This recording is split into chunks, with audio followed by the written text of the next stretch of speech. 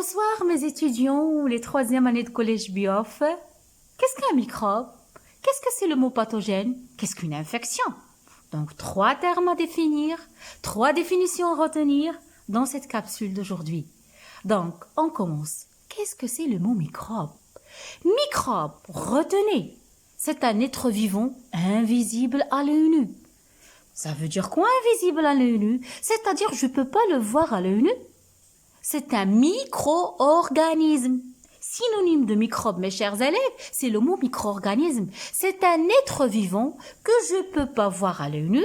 Si je veux le regarder, je dois utiliser quoi?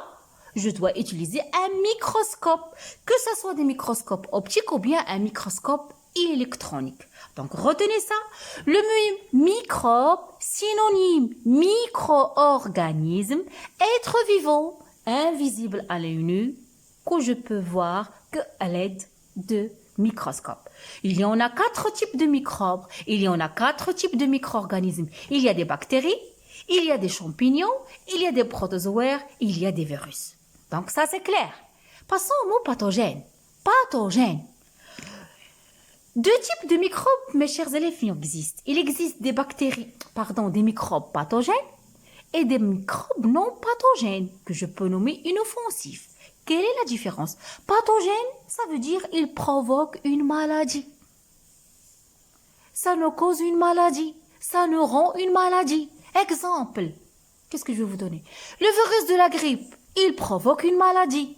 Le virus de l'hépatite, il provoque une maladie. Le coronavirus, il provoque une maladie. Donc c'est ça le mot pathogène.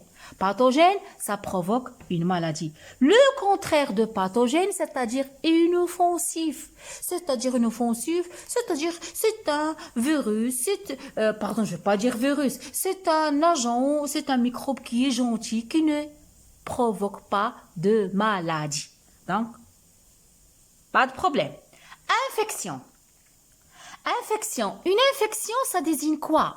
Ça désigne l'envahissement, puis la multiplication de micro-organismes au sein d'un organe du corps vivant. Une infection désigne l'envahissement, puis la multiplication de micro-organismes au sein d'un organe du corps vivant. Donc j'espère, mes chers élèves, que ces 3 termes, vous les avez bien maîtrisés. Qu'est-ce qu'un microbe?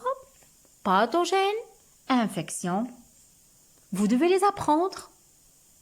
Ma capsule touche à sa fin. Je vous donne rendez-vous à une autre capsule, d'autres termes à définir, d'autres définitions. Je vous adore. Bossez bien. Je vous donne bonnes notes en examen régional. À la prochaine.